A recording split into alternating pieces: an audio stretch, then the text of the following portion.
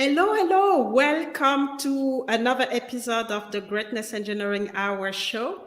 Today we're going to South Africa and to Sri Lanka. So we're going to have two exceptional lady, I would say. They have some interesting story, and you will learn a little bit more about them during the show.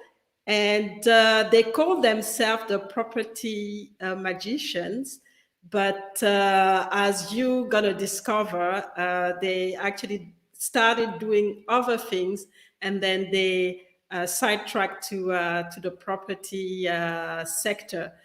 And so today I have Vangile Makwaka with me. She's actually been on the show already at the beginning when we started this show. So it's the second time that she's coming.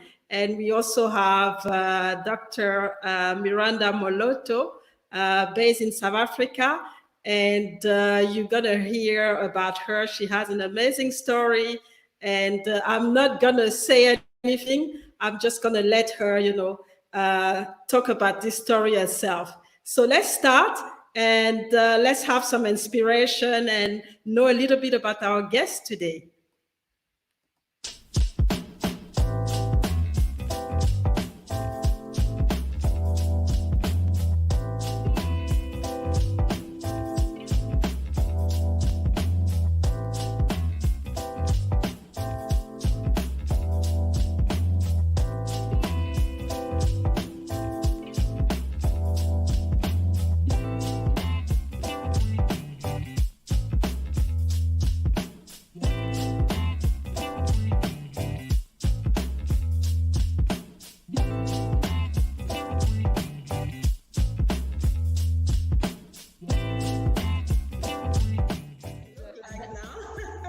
Is it all right? Okay, let's get started right into it. And that is the power of labels, right? On memories, but as I got older, I started to be more aware of some of the abusive sides of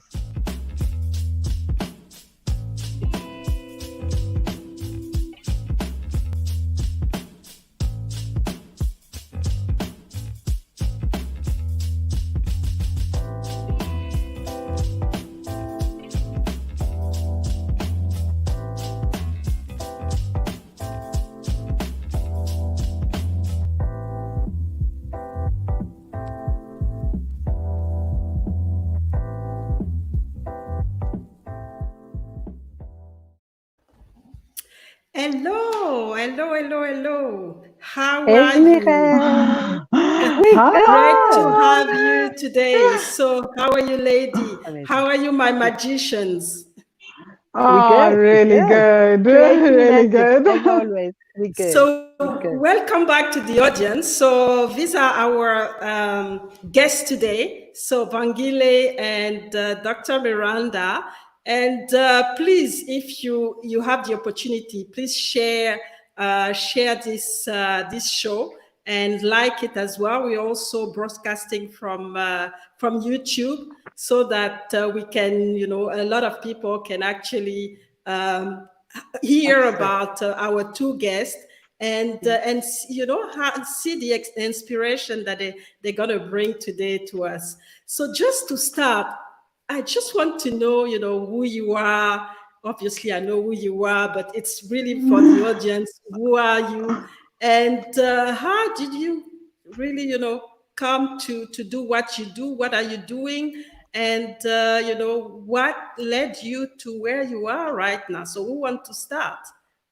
Vangile, I think you should go first. So Vangile will start. Vangile is based in Sri Lanka, and she has an amazing story, but I'm going to let her, talk about that to you. Okay. So I teach women to basically, I help women heal their ancestral money stories so they can fall in love with their bank accounts and live their best lives. So I do a lot of money trauma work. And in the work that I do, I have online courses And Mizo signed up for one of my challenges, my bank account challenge in 2017. Then she signed up in right afterwards for the Money Magic course, and like her whole life started to just transform. And one day I invited someone in the course to come talk about property, one of my friends in Boston, Massachusetts. And he came and he spoke about his property journey, and he told us about this show called Bigger Pockets. So I heard it, right? And I was like, oh, cool. We hear so many resources when I invite people to come do guest teaching things. And Misa, though, heard it, and she was like, I am listening to this. And before I knew it, she was messaging me and being like, have you listened to this podcast? And in my head, I thought, I'm going to listen to one or two episodes so that I can tell her I've listened to it. Great job. She listened to the podcast, and before I knew it, I was hooked on this podcast. And to be honest, I've never been a podcast person before. Now I am such a podcast follower, like I listen to so many podcasts. I'm in love with podcasts. I loved it. And Mizo started investing in real estate, and I was watching her real estate journey. And I'd been a writer, I'd written for Real Estate Investor magazine at some point in my financial journey. I'd been involved in different things around real estate, but never really done anything because I was like, oh, I'll get around to it. I prefer to travel. And then one day, I know when I decided we need to do a podcast on this was in Penang. I was in Penang and we just heard this podcast. I just met with one of my friends, and he was renting out these houses and Airbnb-ing them globally in like 8 different countries on like 6 different continents. And I was like, what is going on? I've literally done this. I didn't know that this was a way of doing real estate. This is crazy. Like, I know what it's doing. And then we had a podcast thing on Bigger Pockets where someone actually explained that they were doing this. And I was like, Mizo, we need a podcast. This is ridiculous. There's people doing things and they don't even know that they actually involved in real estate investing, and they could grow and build so much from that. And we thought we would start the podcast in 2020. And then sometime in 2019, I was like, we should just do it now with with whatever little knowledge we have. We knew like maybe 3 or 4 people in real estate as guests. And we were like, we'll start with our 4 guests, but we're going to have weekly guests. And it's just grown from there. It's been such an incredible journey. So, So I mean, and that's the thing. We tend to, we have the knowledge, but we keep it for ourselves. We don't want to try. We're afraid to try, and then we see somebody actually who have no clue of what they're doing because they've just took the step to try, and then we just realize, but what are we waiting? So sometimes just about, you have the knowledge, just do it. You might not be, do it with perfection, but you will improve with time. I like that. Amen. I like what you say. I like what you're saying, Mireille. So Mireille and I know each other from an oil and gas company that we worked for many years ago. So when I left in 2014, eventually the oil and gas company, I knew I didn't want a corporate job. I knew I was destined for something, but something which had no definition. And I joined Vangile's class, the Wealthy Money Magic course, because I kept telling her I'm an almost millionaire many times over in my life, and I keep having money and then losing money, having money and then I spend it. I don't lose it necessarily. Okay, some of it, yes, it gets abused by other people. Some of it I lose it. Some of it I've traveled. I've really traveled. I have used it myself. But I don't have any tangible thing that I want to, that I do with money. So when she on our Wealthy Money Academy invited the real estate guy, it was probably at the right time because I was reading some other book on property and property investment. And I'm just like, but how come Black women don't get introduced to this? Everyone makes you buy I don't know, a retirement annuity and an endowment policy here. But today, this minute, Ray, I need to feed I need cash flow right this minute, but I also need the assurance that at retirement, I will have something to fall back on when I can't work necessarily. I need to be making money while I do not make money. And as you know, I'm an occupational medical practitioner in public health, and I have worked in other countries. I've healed people and I've healed workers in the workplace, but that means every single minute I have to wake up and actually be at work for me to make money. So when I stumbled on Bigger Pockets because of Wealthy Money, Bigger Pockets spoke directly to what I wanted to do. And I was just like, I want to be a coach.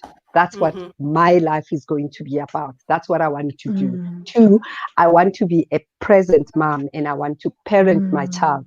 But how do I parent my child? As you know, in corporate, we work 12 hours and the 12 hours is not enough. You still take the laptop home. You still have work after work. And that is how Bigger Pockets spoke to me. That's the reason why I ended up with Bigger Pockets.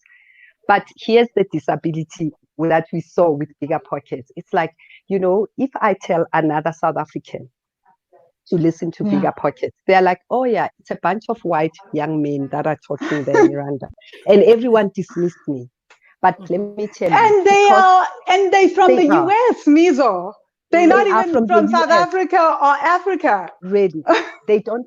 Not that they don't make sense. It's very hard, Mireille. It's very hard for you to absorb when someone does not know your background, when someone doesn't understand where you're from, when someone does not understand the dynamic of feeding my mother and my grandmother and my other aunt and my niece and everybody else, So while we spoke about it with Vangile, and I was like, Vangile, the reason I signed up for your course, even though I had been to Wealthy Money coach, many of them, and I've read so many books, it's because you're a brown woman, without discriminating. But I believe you more because when you make examples of something I've lived with, something I know. When you talk about black tax, I know exactly what you are referring to. And so for me, this property journey, it's going to be more believable to other brown women if you and I talk about it. And that's how we got to our property podcast. And that's why we called it Property Magicians Podcast. Oh, that's really an amazing story because, like you said, I met you as as a doctor, a physician, and then when I saw that I was like, wow. But it means that you always have to expand, as a human being. And the other thing that I get from what you were saying is that you earn the money and then you lose it, you earn the money and then you lose it, which means that you have to diversify your income. Absolutely. Yes, Absolutely. you are a physician, but at the same time you can try other things, especially things that are more close to your why, because like you said, you had this vision and you really wanted to get into something meaningful for you, and that could really help you to balance your career and help your relatives as well. And that's very important. So I mean, it's quite an interesting journey, but how is the market? How are you navigating in your adventure? How is the market in South Africa and probably in Sri Lanka as well, where you are, Vangile? How are you navigating? Is it easy, especially as women, and then on top of that, as women of color? So how do you, what are the strategy that you use to be able to succeed, in what you're doing? Well, What I'm I actually going to say- let Mizo answer that. that is such a good question, Faye, because when people talk about property, and if you had spoken to me about this 10 years ago when I was still at Sasol, I would have said, oh my God, what if I lose all my money in real estate? And what about the tenants? And what if the tenants don't pay rent? And what you find, what helped me and what I introduced Vangile to is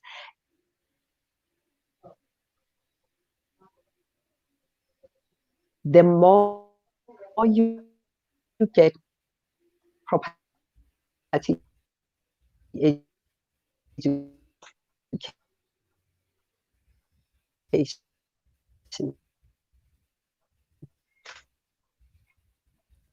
Wait, is it my side or is there a No, problem? I think The she's less the having stress some. and the less Okay. your anxiety. So what we do is I belong to two property net. Oh Okay, so man. we lost her. So when she's back, I will bring her back. But just for Yeah. you, Bangili, how is it going? I mean, Oh. we know that the property industry is very competitive Well, the and reason why very male dominated as well. So how do you navigate that? Well, I think for me right now, I'm not as invested in property as Mizo is because I've been focused on building wealthy money a lot more. But from what I have seen, I've been in the middle of negotiating land in Sri Lanka. And yeah, I'm supposed to be doing a project here, but I've put the brakes on, and everyone that I'm working with for the project is asking me to hold up, mainly because there's many factors apart from the economics of it, right? So there's two things, right? So is that Sri Lanka is a country that depends a lot, like tourism is the third largest industry. So there's the opportunity that now either the pricing of the land will have changed because economic conditions will have changed. So that means we can either go back and see where people are at with that, or maybe it's the same price. But then there's the other element that the situation being a foreigner in this country, you can't own more than 49% of the land, which is not a problem for me, right? Because you also have the option to do 100-year lease, and then you have like full control of what happens in the property for 100 years. You don't have to worry about having partners. But the other side of it is also with the project that I wanted, it requires travel, like it would require some travelers to come and be part of the project. A lot of the income and the cash flow projections that I had made were around how many travelers could come through, how many people can come for long-term stays, all that. I don't know what's going to happen with Corona. So and with the pandemic right now. So I have taken everybody's advice because they are older and they understand the country more. They've done deals here before. They understand the market to wait a little. And also Sri Lanka is having an election in May. And that election will also influence a lot of what goes on in terms of policies, land ownership.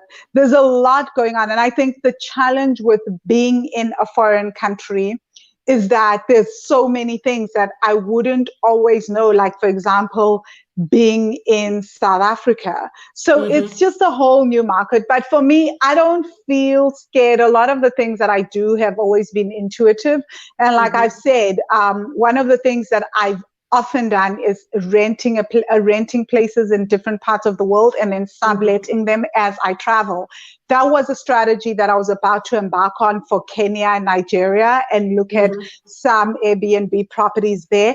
I had this whole meltdown with Mizo and I'm like, I don't think I can do that. And I'm not, even though she's like, oh, it will bounce back. I'm not comfortable. I'm not comfortable because it would mean the strategy is quite simple. You rent out houses in foreign countries and then you Airbnb them to travelers. But with the market being what it is, so much has changed. So a lot of the things that I would usually do are up in the air, but I don't think that it's a total loss or total train smash, because now I want to go back home and do more at home instead of what I would usually do.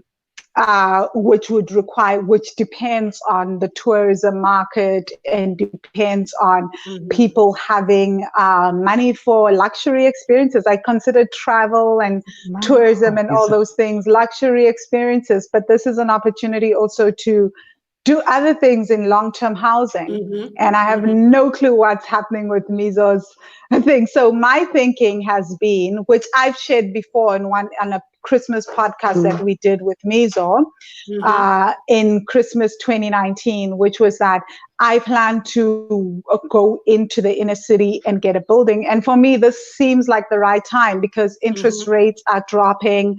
I can refinance my apartment in Cape Town at a lower interest rate. There's so many other opportunities in the property market, but like I said, there's other things that are falling through and that I'm being asked to pump the brakes on because the people that I'm doing things with are not comfortable. They first want to see what the risk is, how things are going to change. And I think that's a fair thing. Like I said, I don't know enough. So I'm going to listen to their advice and also use my intuition for the South African market. Okay, all right. So, Mizo, we lost you. Yeah. Just it is if you can try to address the question again. I hope we're not going. I know the connection is very try again in South Africa, but let's try again. One of the biggest challenges for us is that data and Wi-Fi and internet connectivity. So I was just saying that my journey started with education. So thankfully, Bigger Pockets was just there. I think by the time we listened with Vangile, they were at episode 142, and we had to go back to all of those podcasts. So any strategy of property investment you can think of, they have covered. And that was so critical for me because, Mireille, you lived in South Africa a little bit. You meet all sorts of financial advisors, and everyone tells you about buying shares and exchange traded funds. They tell you about endowments. They tell you about someone who will run your portfolio and stuff. And at the end of the day, you don't see that money because everyone else gets paid long before you get paid. Those endowment funds, they are not doing anything. The retirement annuities are disappointing. We are waiting to see after this COVID-19 dies down what it has done. There's blood on the floor in terms of our retirement annuities. So, I'm not hopeful at all. I'm not saying property will have done any better. It's going to go through the same bloodbath and will probably pick up our investments from the floor. But what is the advantage of having a property? You actually have an asset that you can loan more money against, and you can use your portfolio. And if someone had explained that in simple Setswana or English, come on. Really, you mean I couldn't have invested 20 years ago, 20 years before?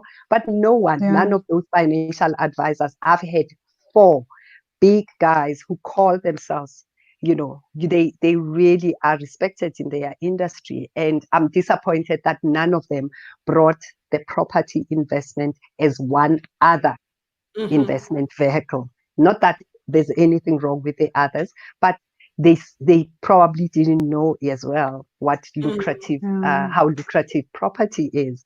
So that's what Bigger Pockets introduced me to. And then I belong to a property network. And then you Mhm. ask me about, but how is the market? Because that's what everyone is scared of. Exactly. We talk about it with Vangile and we laugh that I don't know where is that suburb that they don't like, Vangile? They Detroit. don't Detroit. I don't know Detroit. I've been to the US, but I don't know where Detroit is. But I mean, the two guests, the two hosts on Bigger Pockets talk about Detroit all the time. They're like, oh, no, no, no, no, no. You don't invest in Detroit. We have got exactly the same in South Mhm. Africa. When someone asks you, would you live in Taffontein in South Africa, in the south of Johannesburg? Everyone opens their eyes and think, maybe not. Would you buy a house in Soweto? And they will go, maybe not. But guess what? Ask Vangile. The property investors that we have had on our property podcast are people who buy in those areas, and there are funders who fund areas where your big four banks do not necessarily and traditionally go to. So if you ask me about the market, I'm going to say the market is there for everyone. You want to buy high end, you will buy high end. You want a commercial property, you'll buy a commercial property. A block of flats, you will buy that. And you want to invest in a self-storage facility, you will buy that. So there's everything for everyone. And in our 30 episodes, we've had people who buy in your upper middle class apartments and rent them out as a strategy. We have people who buy in your lower end of the market, but it's close to two big universities in Johannesburg, particularly, and they are doing student accommodation. We have someone who buys houses and houses high school children from other provinces, and he's got a beautiful value add. He gives them tuition. So if you ask me about the market, I'm going to say everyone and every part of the market, there's someone who is willing to invest in that. And as long as you take a strategy, stick with it, and do what you do best, then you do actually realize some profit out of it.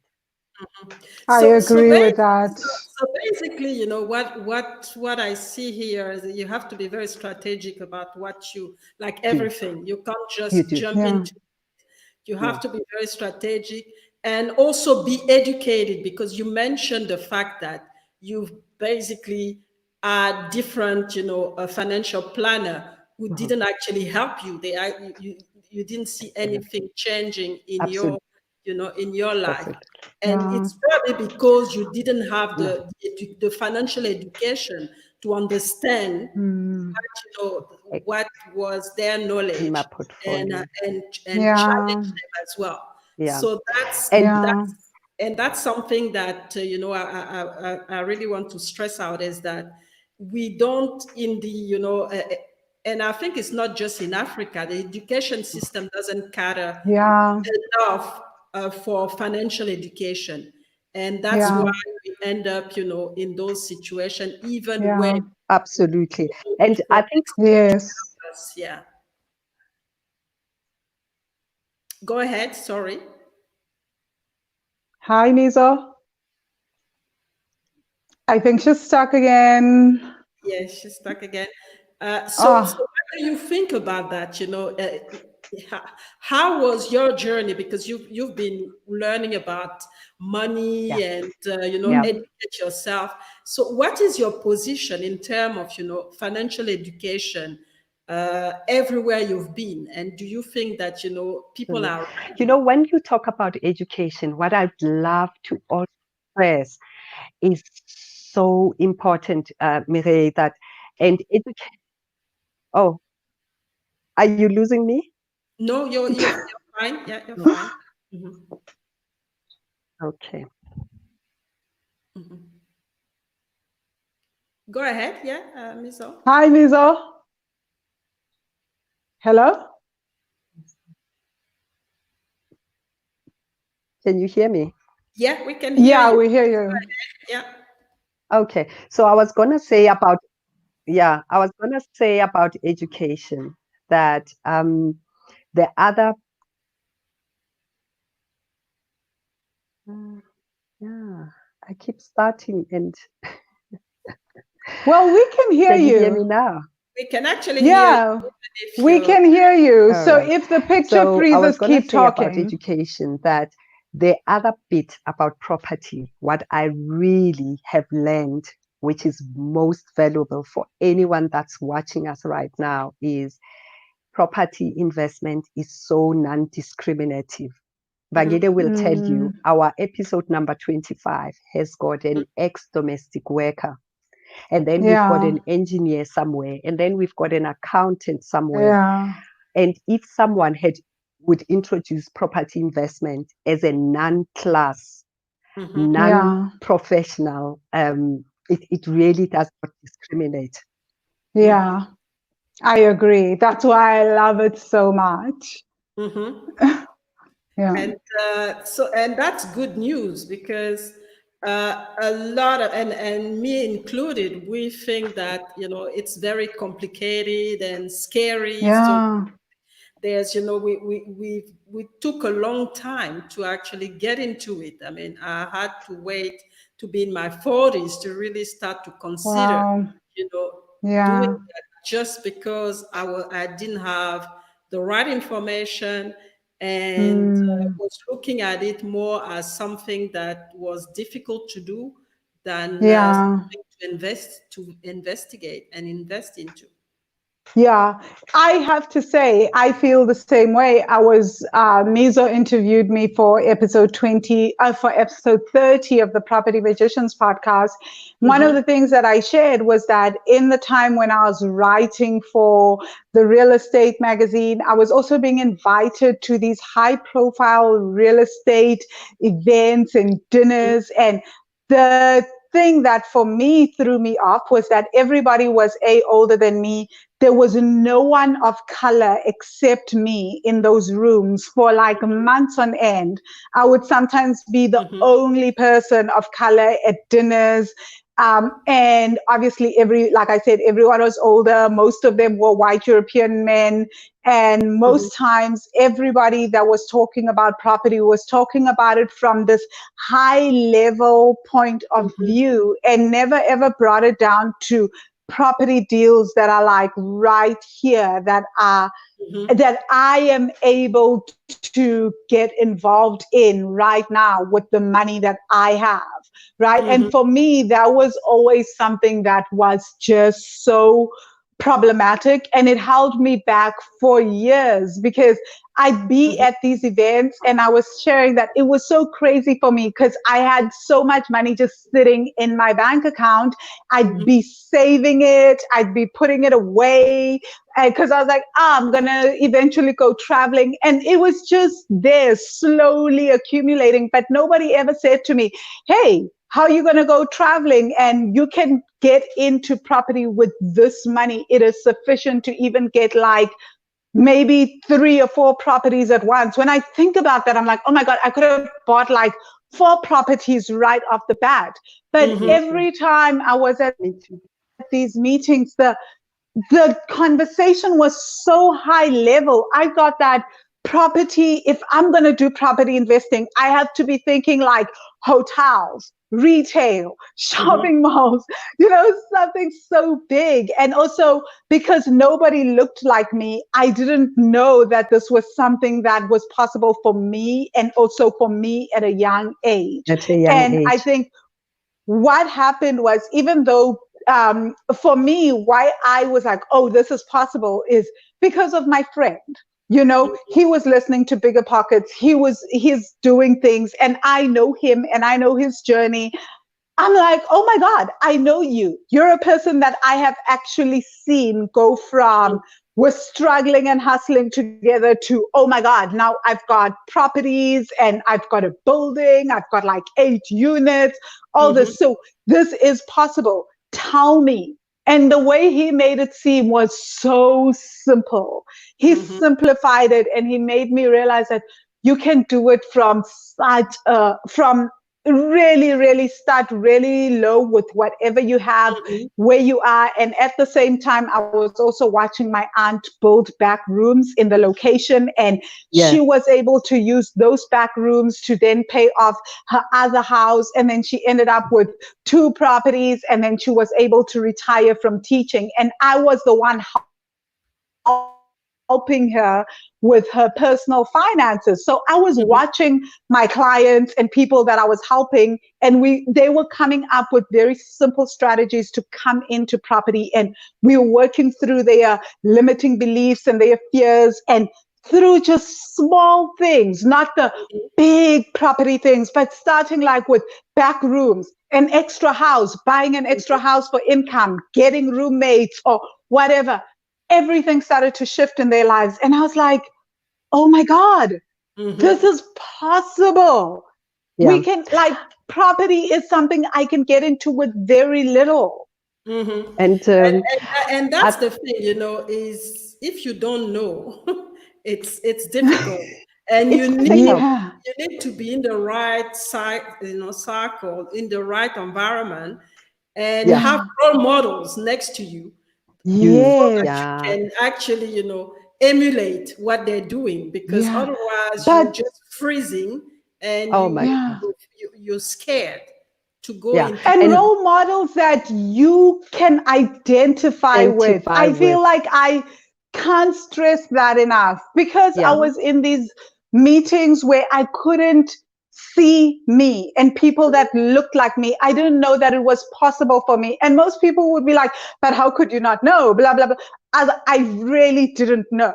Like I think what's important, Ben, that was such a very, very difficult conversation that you and I had about that, because let's talk about my role models, Mireille. I'm a physician. So in my 20 years of work, who did I mix with? Other physicians. Did we talk about money? Hardly.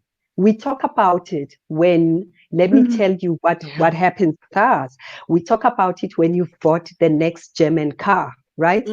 And we look rich.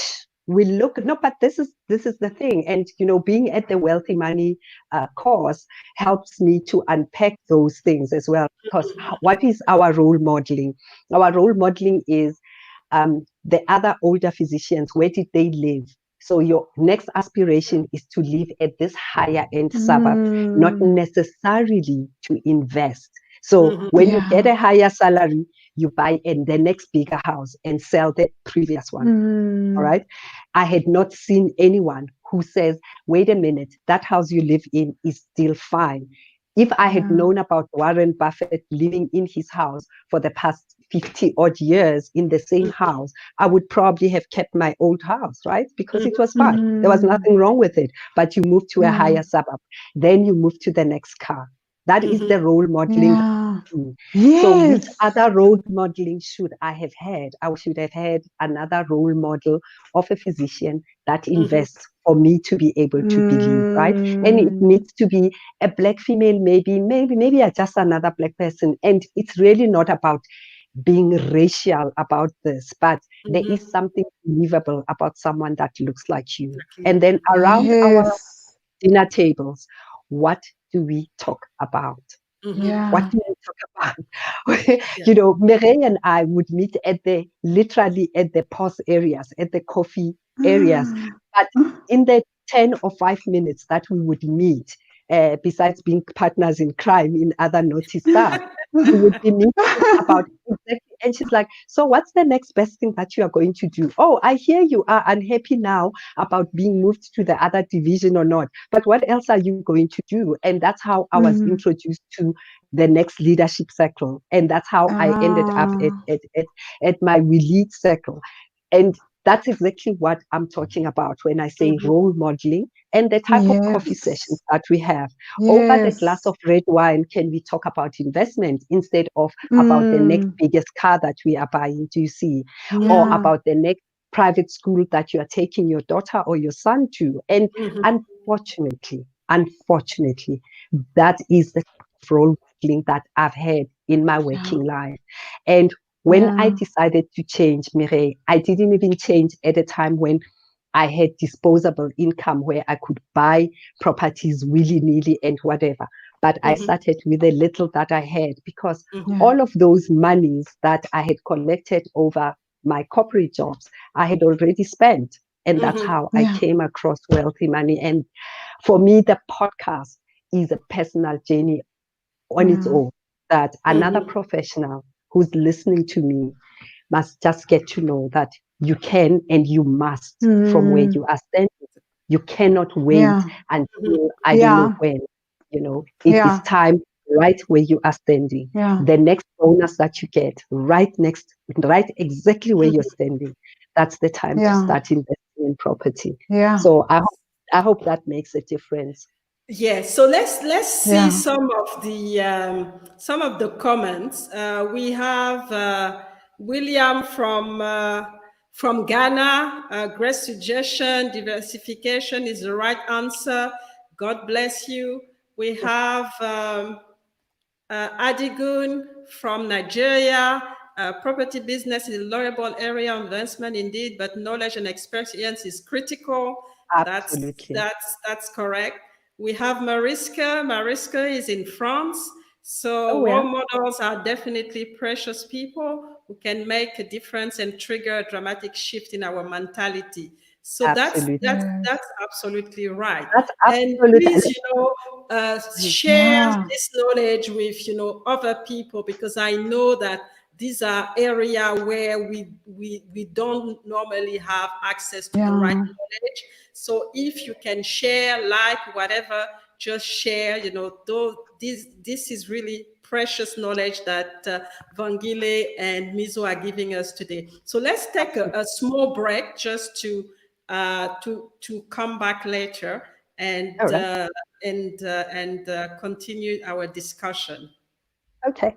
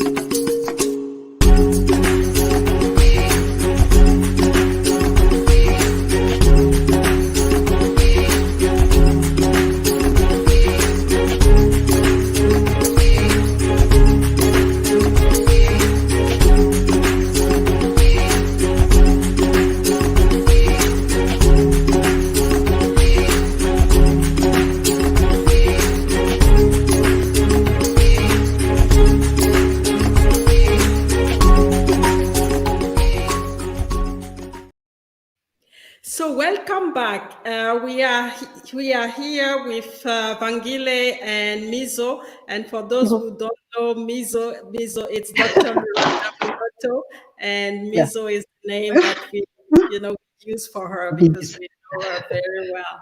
So just to go back to your personal story and personal journey to diversify your income, you obviously went through a lot of challenges. And what are the key challenges that you have to overcome? And how did you manage to get over them? And just to help our audience to understand how what they can do if they are in the same situation. Mary, that's such a wonderful question to ask. What I'm gonna say is, because our journeys are so uniquely unique, I fortunately have a sister who is a corporate coach. So while I would speak to her on and off about her coaching job, I became interested in coaching, and I thought, my job brings me in line with people. I will be talking about their health, but necessarily they didn't have illness in the sense of physical illness. There were lots of other emotional things that are happening, or some environmental things that make that person to be unhappy. And I would inadvertently find myself coaching people, right? Because my job is in occupational health. I work in this clinic that is inside of a clinic of a corporate, and that's how my coaching started before I formally became or could call myself a coach. So I registered for a coaching course while I still had a corporate job. And I knew that this is something that I want to do. But you know, you hang on to your corporate job because there is this sense of it's better to have this monthly salary that drops into my bank account. And you know, it's a very hard push and pull that you have. And when you are single mothering a child, your first thought is, so how are we going to eat if I leave this job? Right? And that's how the property thing also found me, because I attended a Saturday morning seminar, and because it was presented by another female who is divorced, who is a single mom, I listened a little bit more. And she said, with property, you can do this. You can buy here and rent, and you will get money from the rental. I was like, I see. Okay. So I don't even need a whole 800,000 to buy an apartment. She was like, no, you need the deposit for the bank. And how you how you manage to get money from a rental is by you buying a property that is low and paying the mortgage from the rental. And over time, that apartment will appreciate in value. I was like, okay, I see. And again, because she was female, she was just like me. She's got one child, I've got one child. I believed her more, right? So I did exactly what she did. So I did a copy and paste, and I did exactly that. And lo and behold, by the time I came across my now business partner and intimate partner, he had been buying apartments all over Johannesburg. And he was like, yeah, how did you think you're going to pay for university fees? Of course, you're not going to. And he was laughing at me. We were typing on our computers. He's like, oh, first year of university for your child, you're going to need 200,000. Have you got it saved? I'm like, how? He says, of course, you're never going to save 200,000. You need to have had a property for a while so that you can sell that apartment and this child can go to university.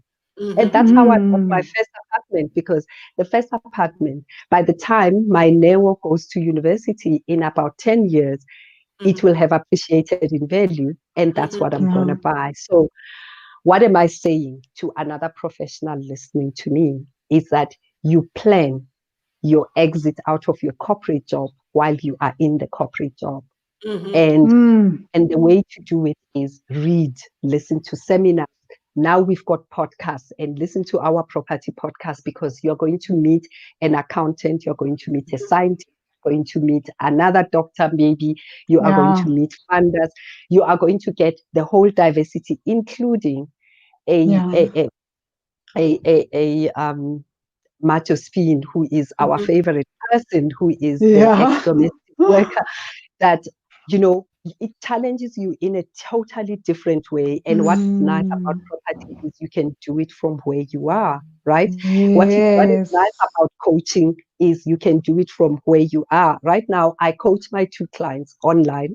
I don't need to be anywhere else. While I was in my corporate job, I would do it on a Saturday morning and on a Sunday afternoon. I still do. And I started getting some income from that. It was never enough. So I can't tell you that the emotional journey was easy, because also I have to manage expectations around me. Now I don't have the corporate job. Now I don't have the corporate money and the bonus that they used to give us. But do you know what I have? I have the freedom of my time. I have the freedom of doing my big why. And I am at an age where I don't do things because my mother will feel too embarrassed if I'm not a doctor anymore. And that's the thing, is that this pressure from other people that we put, in ourselves, and we forget to really, follow our why, follow our passion, and become to put this fence around ourselves, and if we Yeah. don't free ourselves, we actually end up dying, even if we're still Dying alive. inside. Yeah, That's dying. it. So Yes. right now, as we speak, Mireille, I promise you, in the morning, I was talking to 2 possible clients because I'm listing their homes. I'm going to sell their homes. I work as a realtor intern because I'm going to get my license. On Friday morning, I'm on call on a digital health platform. I'm Dr. Miranda, great. And an hour before we came onto this meeting, I was at the closest private hospital now because my daughter had broken her wrist.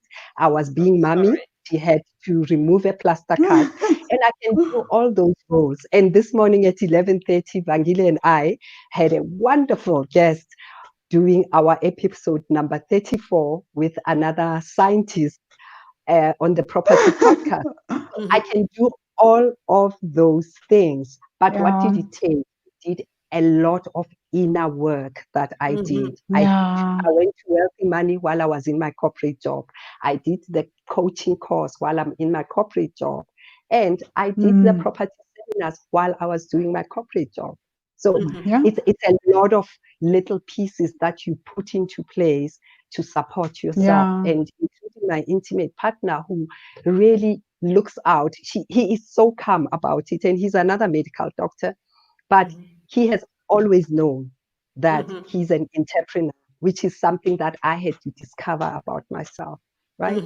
So Yeah. there's a whole lot of different pieces, and some people are interior decorators, but they are medical doctors. So don't be afraid of that little talent that you have. Yeah. I didn't know that Ooh.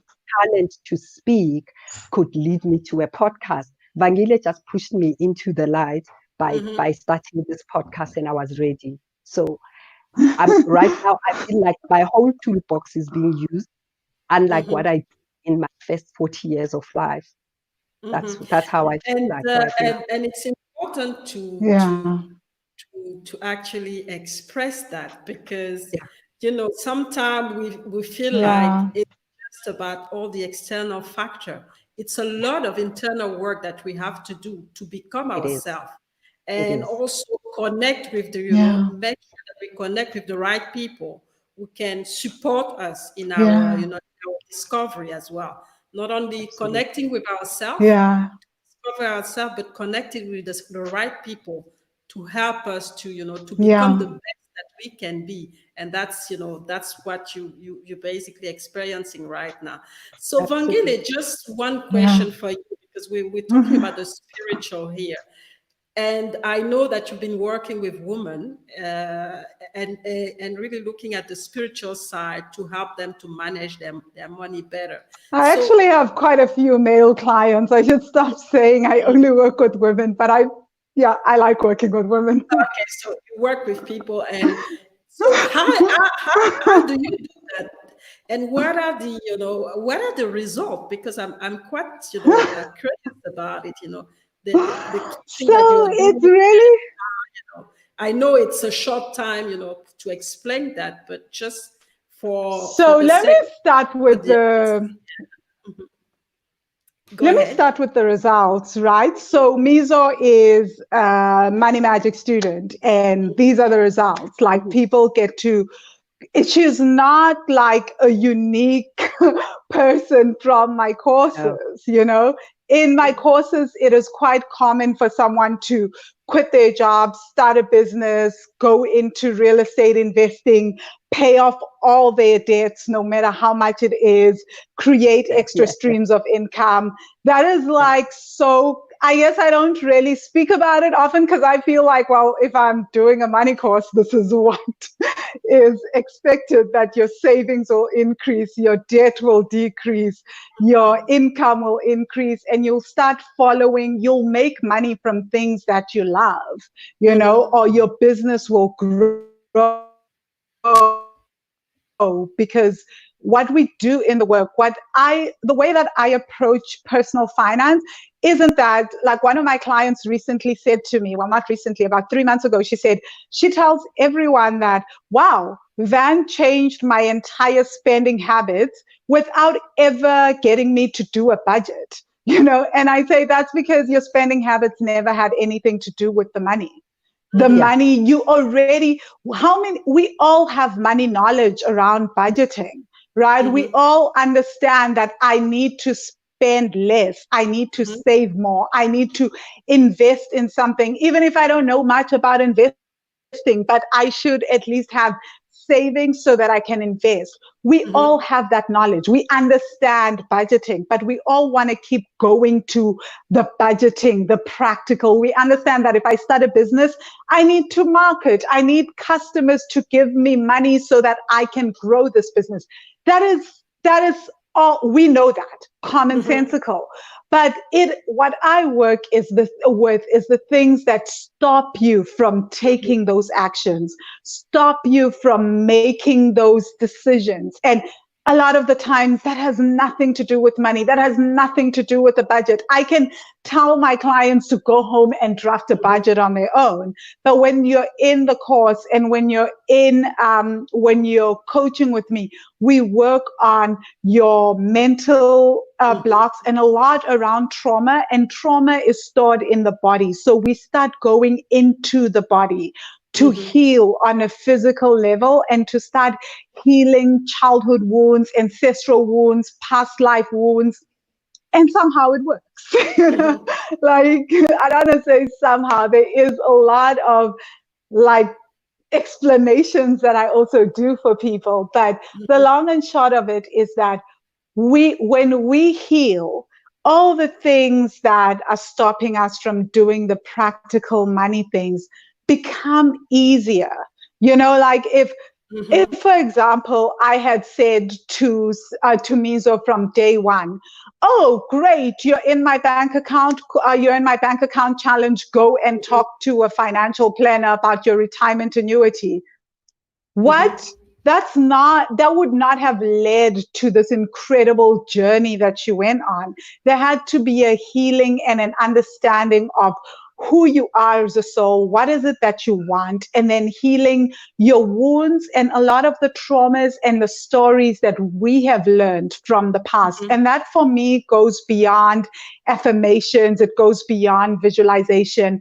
Oh yeah. Trauma work is healing trauma. Healing is Yeah. not just putting a plaster on something. It's going into the scary and dark places where we learned certain things about ourselves and healing those things. And sometimes it is deeply traumatic. It's some of the most horrible things that have happened to us on a soul level that have somehow caused our souls to lose faith in ourselves and lose Yeah. faith in the divine. I do a lot of work on the God wound and how so much of our trauma has disconnected us from source or Mhm. God or Allah, whatever you believe in. I don't believe in a particular faith, but Mhm. so it's just whatever connects you to source. And a lot of that is actually linked to trauma, our lack of faith and our self and our doubt in our own divinity is so much to do with trauma. So once we Mhm. heal, we start opening ourselves up to possibilities and we Oh start my God. living from our soul purpose and our why. And that's where the magic really happens with money. I wish I could say that there was a solution because Wow. Mizo's healing Mhm. journey is different to my healing journey. We may have intersections, but our Mhm. traumas are different because we have different ancestors, we have different Mhm. upbringing, we have different ways of processing things. So this is why I created the work this is why I do the work I do and why I created Mhm. the courses that I've created, because I really want everyone to go on their own individual journey. I'm never going to tell you with 7 billion people on this planet that do these 4 things and these are the 4 reasons why you're not Mhm. making money, because I don't know what your trauma is. I don't know what your Mhm. story is. So you need to go Yeah. and use the tools to heal. And that's very powerful and profound Yeah. because sometimes we think that money management We've got a it's something generic, and yet it comes down, like you say, it's a personal thing, and Yeah. it goes deep into how what we've been exposed to, and Yeah. it goes down to our trauma and ancestral Yeah. journey. So Yeah. that's really powerful. Go ahead, Mizo. You wanted to add something. So, Mizo, you wanted to add something. wanted to, I wanted to say something that ultimately it has come to. Yes. Can you hear me? I'm Yes, we here. Yeah. can. I Yeah. was saying there is something that happened while we worked together, Mireille, and then it went on to when I met Vangile a few years down the line. So we would talk to each other about what we want to do. And Mireille had, everyone that spoke to her in that office, no, she would just say, but can you find your biggest leader inside of you and stop looking to these people to manage you and to I lead love you, it. pushing us into really leadership roles. And I Mhm. ended up with the Lead Circle. And then I come to Vangile's course, to Wealthy Money Magic. And when I'm at Wealthy Money Magic, one of the things that was my one growth point was giving the vow of invisibility. and and Bagila wakes up on some day and she's like, okay, right, Mizo, in September we are recording podcast. This podcast is going live. That's it. And I'm doing it with you. I'm not going to go looking for someone else. Do you know how scary a place that would have been for me 5 years before I did the Wealthy Money course? Because everyone else tells me you are able to put things in a certain way, you are able to articulate things in a way that another person hears, but I would never have seen that in myself because I Exactly. was too busy playing small. Mm. And Mireille wouldn't have it, Vangile, you didn't know that. She just wouldn't have it. When she spoke to us in our office at Sasol, she just wouldn't listen to that. And when I did the course, Wow. you did exactly the same thing. You wouldn't hear my small Mizo that wanted to stay in her background. Me, the only thing I know how to do is medical science. That's the only thing I know, right? And I was never going to explore in totality myself, my Yeah. whole self, if I hadn't done the inner work and pushed through those limitations. So, I Yeah. totally believe everything that we do has very little with what we were taught at university or what we were taught Yes. in our homes or we are taught in church, unless you are able to Mm. integrate it and really translate it into your full Yes. life. Mm-hmm. And that's Yes. and So that's that's and that's right. And it's amazing, what we sometimes can miss when we don't know yeah. what we're capable of doing. Because like I said, Yeah. I always tell people, and I've been telling it to you when we were working together, we are unlimited. So don't, and Yeah. I think it's Les Brown saying it, Wow. what people think about you is none of your business. Look at yourself Amen. and really focus on becoming the best that you can be. Yes, it's not going to be easy. Yes, it's difficult, but keep pushing. And like I Mm. always say, and people probably know now, don't leave anything on the table of life. As long as you're Wow. alive, you have something to put on the table, and you have to keep pushing. So just, it's been now, Mm. we are ready to finish the show. It's been a real, inspiring discussion and conversation.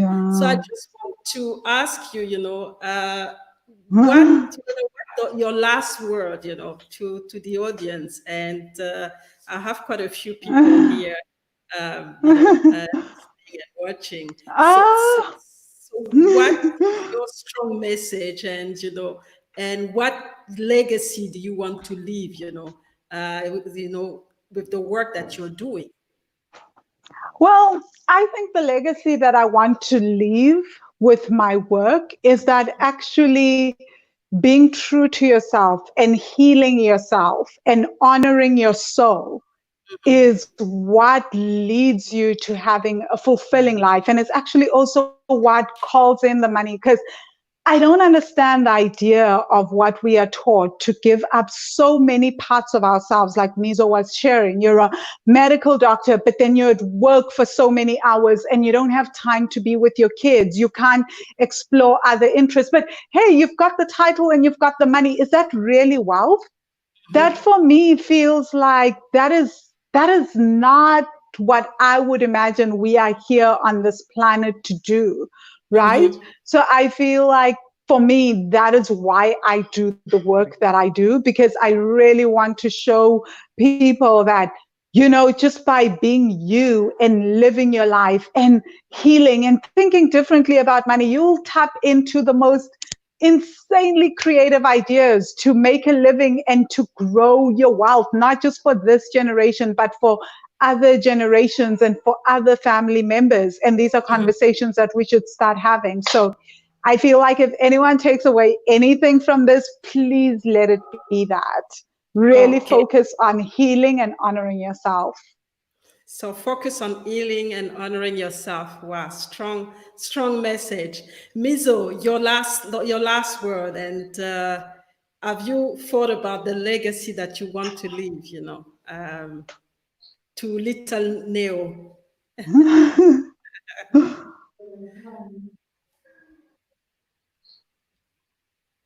Can you hear me, Mizo? Mizo? Can you hear me? I swear Mizo did not hear a word of that. Hello, hey Mizo, can you hear me? Okay, hi, so Mizo.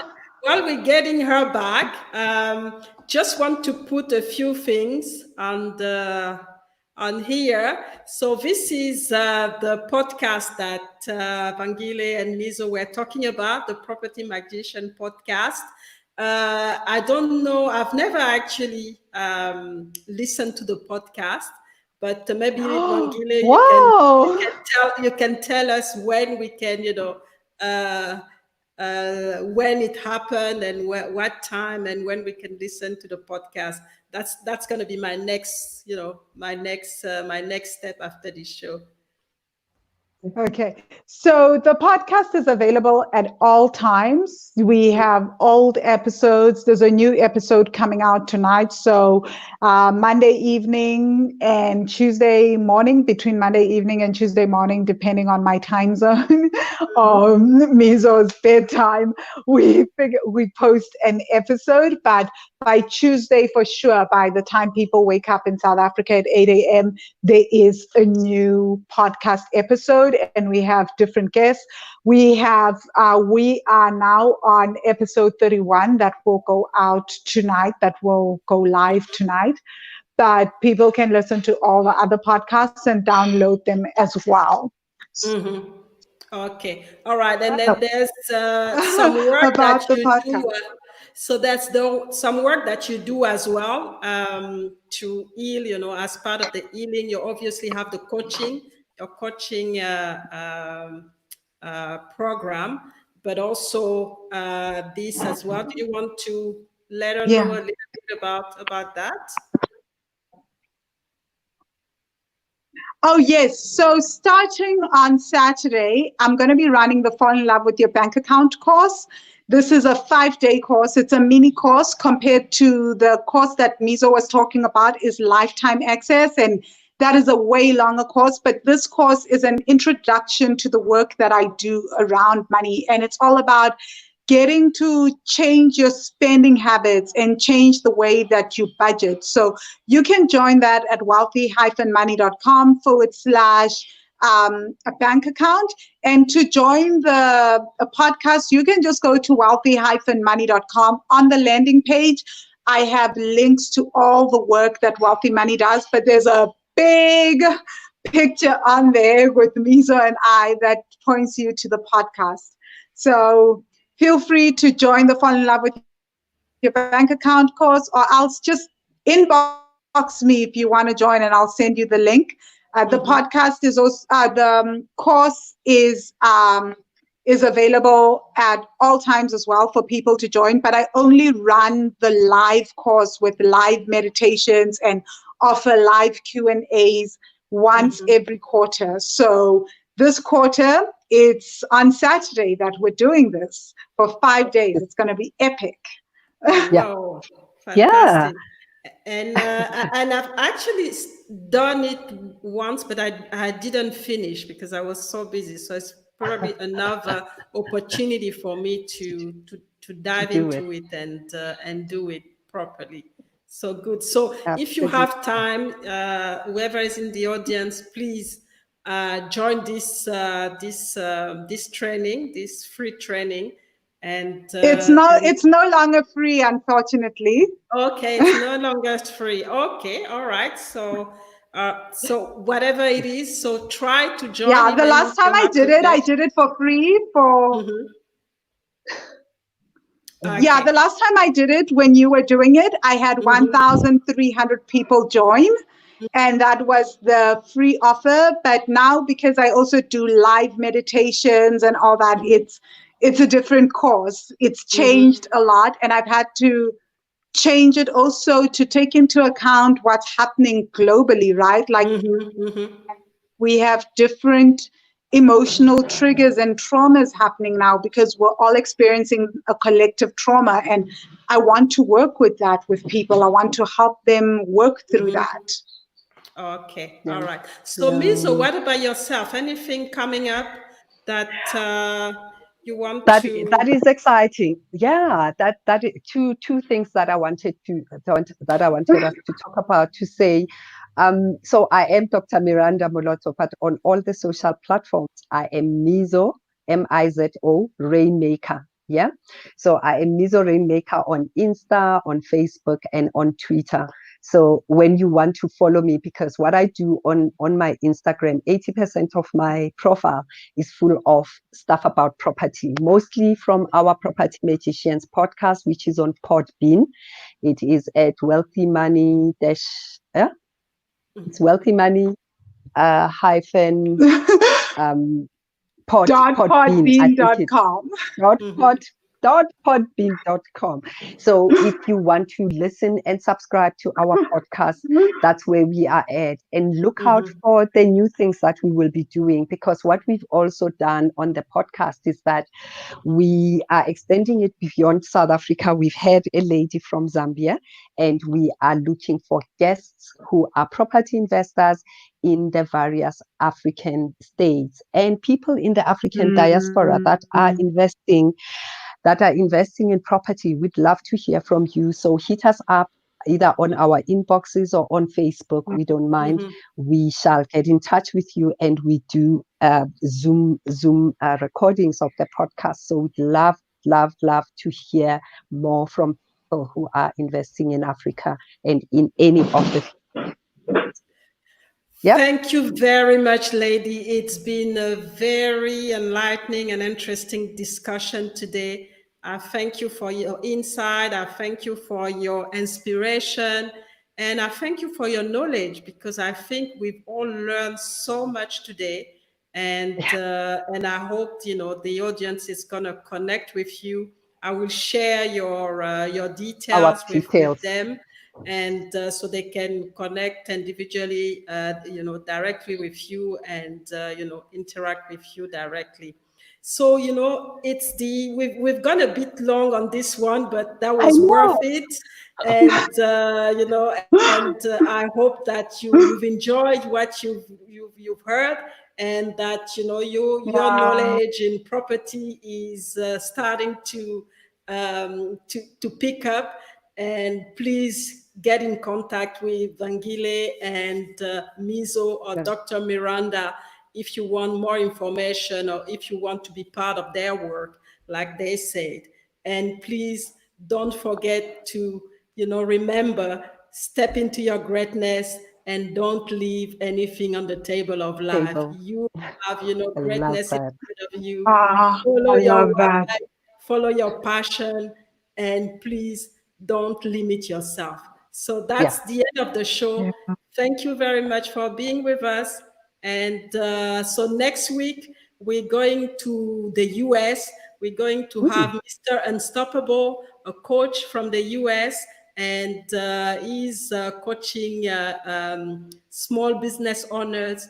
And he has quite a lot of interesting things to tell us. He also has a podcast, so it will be very interesting to know what's going on in the US as far as, you know, businesses, especially for small business owner and the solo entrepreneur, to see how, you know, things are going there. So thank you very much, and I'll see you on Friday. Yeah. Thank you for the invite, Mireille. Thank you. Thank you.